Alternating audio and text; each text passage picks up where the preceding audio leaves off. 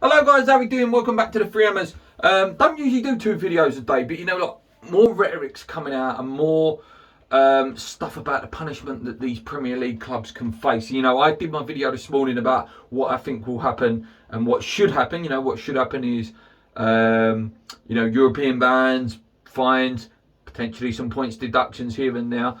I watched a Sky Sports video. Brian Swanson, the main sort of Sky Sports reporter, and they was asking him like, what do they think will happen and what is being said. So he answered saying that he doesn't think the clubs will have any sort of points deductions, any European bans, maybe not even fines. And the only thing that's apparently being considered at the moment is that these these sort of like these chief executive roles that sit on boards and stuff will be asked to resign and maybe even forced to resign. It's just back to that constant protectionism of the Big Six. If nothing happens, it is an absolute joke. It is a joke. It's a complete insult to the league and how it's like they've come back, we better all be quiet.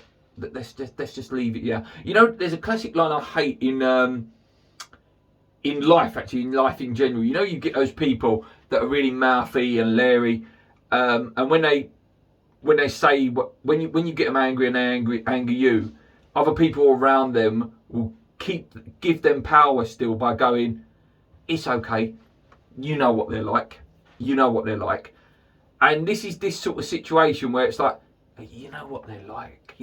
We've got to keep quiet though because they're big money to us. And this constant rhetoric about it hurts the fans if they lose points.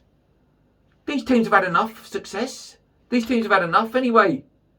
And I don't want to dig at the fans. I really don't. But what's going to hurt the fans more is the fans of the 14 other teams when these teams try to do it again. Because they will do it again. They will go again.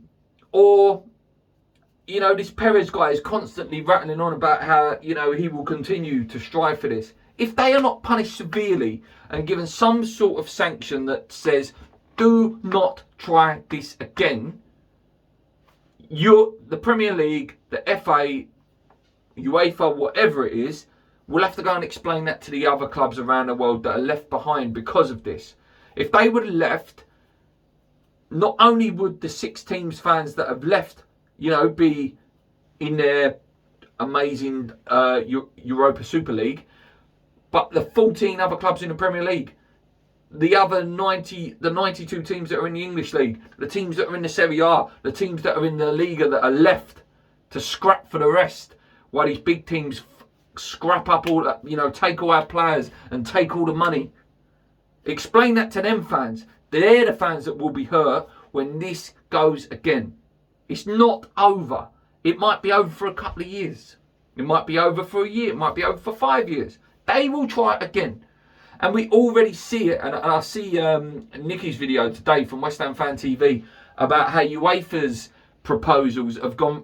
It's not really been discussed about this elite clubs will get basically like a wild card entry because of their history. Again, ensuring that teams like Real Madrid, Barcelona, Manchester United still have a piece of that money pie, so they're not allowed to.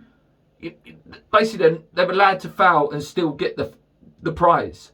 As I said in my video today about Leeds, Leeds are a club that a pal of mine used to support, so I know quite a lot about Leeds and their journey and what happened.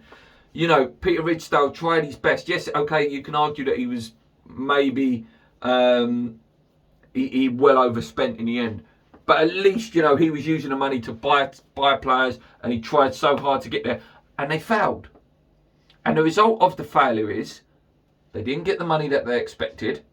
So they had to start selling Harry Kewell, Rio Ferdinand to Manchester United, Bowyer, Viduka, etc., etc., etc. And obviously the effect of that is after a couple of years, they went down.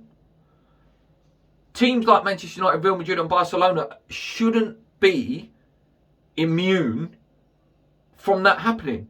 We know that Barcelona are masses in debt. We know that Real Madrid are massive in debt. We know that Tottenham have a massive debt because they took that loan out as well.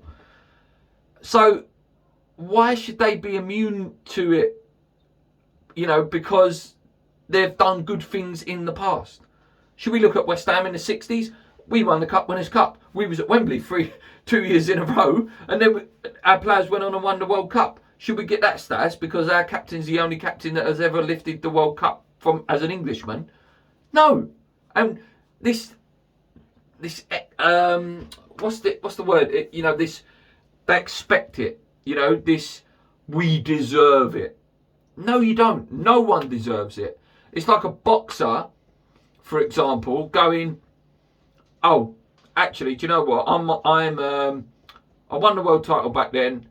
So really, if I lose my next 2 matches, I should be allowed to actually go again and have another shot straight away at the world title, and not let the younger boxers build up.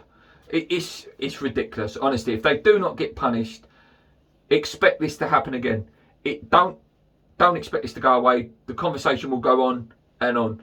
You know, those big clubs will still have the biggest piece of the pie. It's just amazing how Sky haven't really said much about that UEFA stuff now. And, you know, it's all we've won for the fans.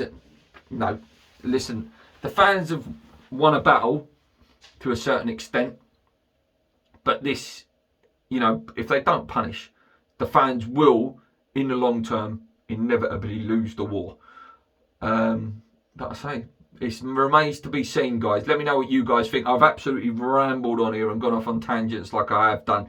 But, I just can't stand this rhetoric of you shouldn't, you know, we need to think about the fans, when actually the 14 other fans would have suffered massively in the Premier League if those guys would have gone. So, let me know what you guys think. Until next time, guys, come on you irons, keep believing. Let's go.